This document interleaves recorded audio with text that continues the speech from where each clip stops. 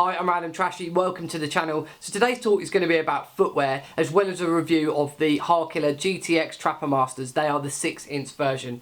Now, I'm going to be talking about those in a little while, but one of the premises to that is just how important footwear is. There is a lot of cheaper alternatives that are out there that are so-called waterproof boots, and you will find them from anywhere from 25 maybe to £100.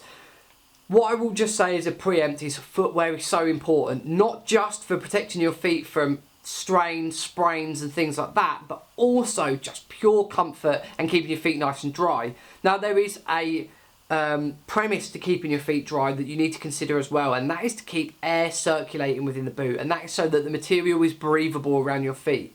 If your feet are not getting wet from the outside, if you enclose your feet quite tightly, as you've probably noticed from a pair of trainers, and move a lot, your feet will sweat, especially if those trainers are not designed for that type of environment. You know, you've got your average pair of trainers on and you take them for a run, or you ever have bought a cheap pair of trainers and taken them on a treadmill and your feet sweat, and at the end of it they've got that kind of prawn-like texture as if you've been in a bath for a long period of time.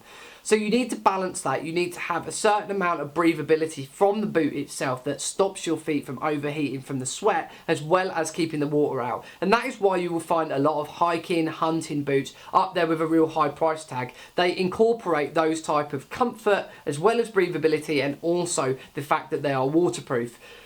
Expensive boots, yes, definitely go for it. I had a pair of Gellerts, I've had Carrimores, I've had Carrimore SF boots, I've had a pair of Solomons, and also now I am using these Harkilas.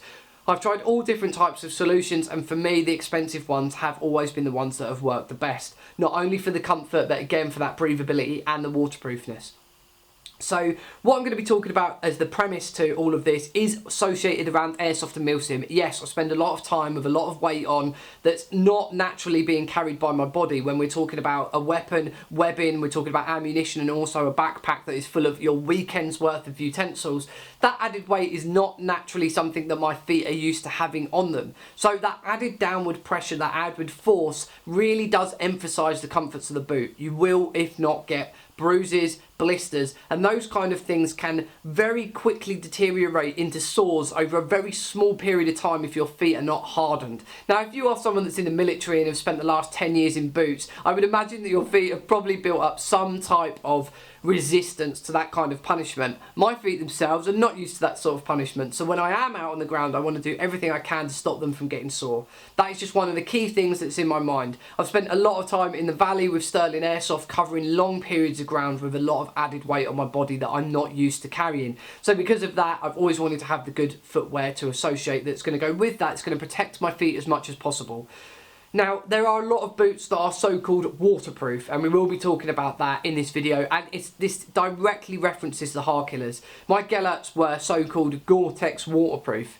Now, within 10 seconds of being submerged, they took water on like crazy. Their type of waterproofness is walking through some wet grass and knowing that your socks aren't going to get wet. Now, if you walk through enough wet grass, I guarantee you your feet will be wet after a short period of time. Now, my Carrimores were a little bit better. Again, they were a little bit more expensive, and they held that water out for a little bit longer. As soon as they were submerged again, then my feet would get wet. Moving on to the Solomons. The Solomons are kind of the baseline for what most Milsim and Airsoft guys are going to get out there, and you're going to see a lot of guys wearing them. Again, very, very good level of boot. Submerged, yes, they will stay submerged. If you want to quickly belt across a deep puddle, your feet will probably not get wet. If you spend long periods of time in submerged ground, on mushy ground, on marshy ground, yes, your feet will get wet.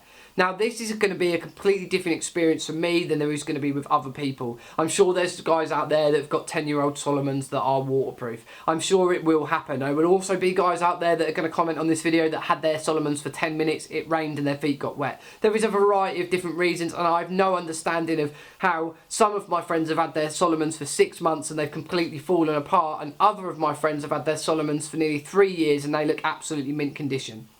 I really don't know how that works, whether that is someone having a good day in a factory or not. For me, my Solomons, yes, have been great. Are they submersible? No. If you're going to spend long periods of time on wet, damp, marshy or boggy ground, yes, your feet are going to get wet. And I learnt that example at Otterburn. We've spent long periods of time with heavy weight on, forcing your feet into wet, mushy ground. Now, they weren't soaked through to the point where my feet got sore, but my socks were definitely beginning to get wet. hence my always the push in my mind to always have a multiple pair of socks, so after a few hours of walking I could stop, put a fresh pair of socks on, leave the others on my pack to dry out a little bit before I stuff them into my pack to be washed when I get home.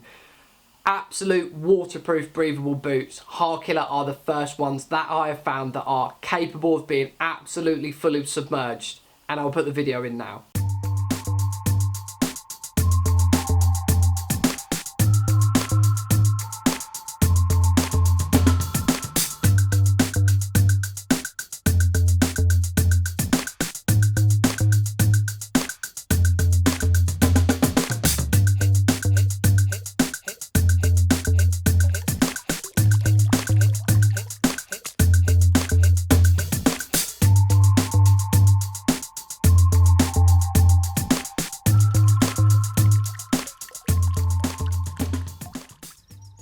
So I just had the boot fully submerged. My feet don't feel wet at all. I'm just going to unlace these. You can see they're still a little bit wet from being dipped. And I've got some socks on under this, but you should definitely see if my foot's wet.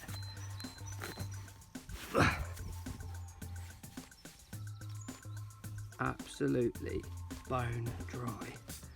A little bit sweaty, but absolutely bone dry. So guys, really impressed with that video. Another quick thing about that video is that I actually filmed that 2 other times than that. One of them I'll put in down here, the other one I just deleted. But they spent a long time underwater, these boots, and that was purely because one of the takes that I was doing, this guy come over and sort of leant over the back of me to watch what I was doing, and I was filming myself put my foot in the river. So yeah, there was quite a large amount of time that they spent underwater before I actually got this take, and as you could tell by when I took the boot off, my feet were absolutely bone dry. One of the key points that someone said to me is, well, as soon as you scuff waterproof boots, they're no longer waterproof anymore because they've got the coating on them and you damage it when you're walking around. That is where these boots are very different. These boots have a GORE-TEX sock sort of thing in them, and that is kind of a liner on the outside, but it isn't this waterproof material that's here. This is kind of a mesh that allows water to flow through and around the boot. It's really strange, and your foot is kept dry by this kind of internal GORE-TEX sock. So you can scrape and bash the outside of this as much as possible. You're not damaging that internal sock. When you put your foot in the river, it's like having your foot in a plastic bag almost inside a river, inside a boot. You feel the water flowing around the boot. As soon as you take it out, your foot is completely dry and it's still within that sock. The good thing about this GORE-TEX is it is breathable, so it's not like your foot's going to overheat and get really sweaty. Now, I know guys that have worn these out over an entire weekend hunting and have said to me that their feet have been spent long periods of time on mushy, boggy marsh ground and their feet stayed dry. So, and I tested it out, it works incredibly well. Now, I have actually cleaned these boots off a bit, but they were extremely mucky, but I left them in a river for a little while and it got all of the mud off, and I gave them a brush down earlier and they look absolutely mint. The crazy thing about this wild pattern that's on here is GORE OPTIFADE. It is a pattern that is meant to be camouflage, but it's not camouflage to our eyes, it's camouflage to animals' eyes. So that's why they're in this really crazy pattern. They're actually made to be camouflaged for hunting purposes. Now, these boots are not designed for the airsoft market by any means. They are designed for top-end hunting. But if you are spending long periods of time on your feet, you want something really comfortable, and you spend a lot of time over in the valley in Wales, or you play an environment that's really boggy, muddy, marshy, you have to cross rivers or anything like that, or small streams, these things are going to be absolutely perfect. Yes, they are expensive, but they are so comfortable and definitely worth it for a fact that they can be fully submerged. Not very many boots I've ever tried on can I do that with. Leave my foot in a river for an extended period of time and lift it out and have a completely bone dry foot. Are you going to do that? Are you going to stand in a river very often? No, but it does show that the boots are very much up to spec when it comes down to them being waterproof. Nice solid sole on the bottom, nice and comfy, but they've got enough give in them for you to be able to take a knee, which is nice. Nice thing about this as well that I've noticed is there's not real much stitching around here. There's no pieced together pieces of fabric, which means that there's no real areas where they can be uncomfortable when they're bent. That's the thing I didn't like about my Solomons. They have a lot of stitching around the front of here, all this pattern and design and stuff. You kind of find once your foot collapses over a little bit, they just don't bend particularly well, whereas these, there's no issues with any of the material here, so they actually bend quite nicely when you're taking a knee. Very, very comfortable boots, really happy with them and the result that they gave, especially from the waterproof test. I will be spending more time in them. I don't think you can really judge anything like this until you've had them for months and months on end and you've used them an absolute ton. I will try and get out to a couple of weekenders. My last weekender was really dry and it was on flat ground, so I wore actually my light boots, nothing heavy. But the next one that I'm out in a real difficult testing environment, which will probably be Carewent next, with Sterling Airsoft, I will take these with me and give them a bit of a punishing. So right now these are my absolute favourite. I love them. I've spent a lot of time walking in them again. The waterproof test for me was absolutely awesome. I actually kind of coming round to the design of them a little bit more now that I'm wearing them a bit more as well. So first of all, I thought they were a bit funky, but now I actually quite like them. So any information you want on these, if you want to go and pick a pair of these up, you can do it over at Scott Country. I'll make sure the links below.